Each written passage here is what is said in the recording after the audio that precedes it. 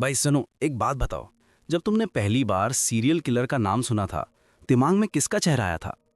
Ted Bundy, Jeffrey डामर, या फिर अपना देसी चार्ल्स सोबराज? सबके सब मर्द, सही है ना? क्योंकि हमें यही सिखाया गया है। औरतें तो बेचारी होती हैं, विक्टिम होती हैं। किलर ना, वो तो मर्द का काम है। लेकिन अगर मैं कहूं कि अमेरिका में एक औरत थी जिसने 7 मर्द मारे, 7, और वो भी कोई एक बार में नहीं, सालों तक, फ्लोरिडा की सड़कों पे, रात के अंधेरे में। उसका नाम था एलीन वॉर्नोस, और नेटफ्लिक्स पे उसकी पूरी कहानी आ गई है, उसकी अपनी जुबानी। चलो, आज तुम्हें एक ऐसी दुनिया दिखाता हूं जहां सब कुछ उल्टा है।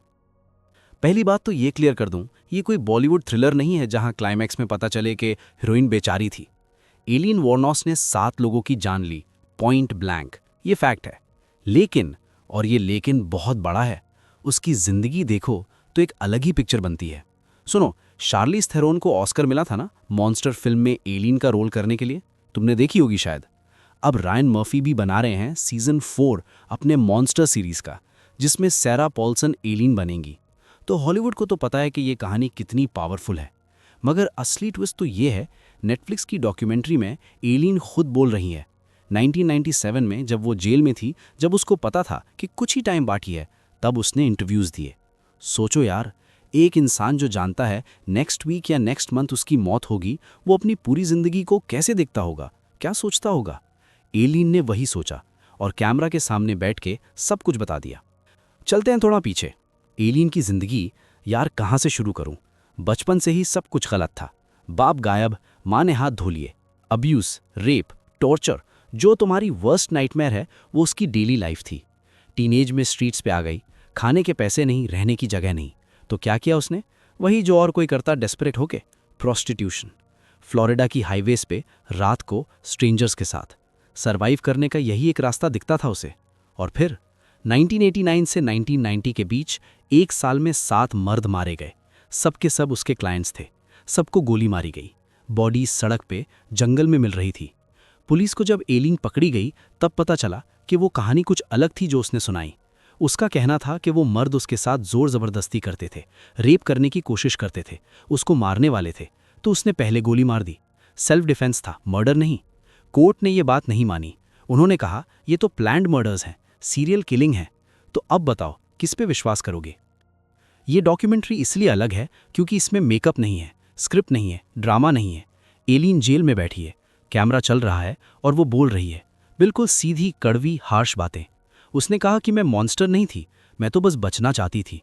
फिर कहती है, हाँ मैंने मारा, और अगर मैं वापस जाऊं उस टाइम पे तो शायद फिर से वही करूं। कन्फ्यूजन है उसकी बातों में, दर्द है, गुस्सा है, रिग्रेट भी है। एक सीन में कहती है कि उसको लगता था शायद नॉर्मल लाइफ मिल सकती थी, अगर बचपन ठीक होता, अगर किसी ने प्यार किया होता, अगर स्ट्रीट्स पे नहीं फेंकी गई होती। क्या मैं कुछ और बन सकती थी? ये सवाल उसने खुद से किया। और ऑनेस्टली भाई, ये सवाल सुन के कुछ होता है दिल में, क्योंकि तुम रियलाइज करते हो कोई पैदा होके मॉन्स्टर नहीं बनता, जिंदगी बना देती है। लेकिन साथ ही ये भी सच है कि उसने जो किया वो गलत था। चाहे कैसी भी सिचुएशन हो, मर्डर जस्टिफाई नहीं होता। तो ये लाइन कहाँ खींचो, विक्टिम और विलन के बीच? देखो, अमेरिका को एक बड़ी प्रॉब्लम है इस कहानी से। मेल सीरियल किलर्स को तो ऑलमोस्ट सेलिब्रेट करते हैं, मूवीज बनती हैं, शोज बनते हैं, डॉक्यूमेंट्रीज बनती हैं, लोगों को फैसिनेशन है। लेकिन जब एलीन जैसी कोई औरत सीन पे आती है, तब सोसाइटी कंफ्यूज्ड हो जाती है।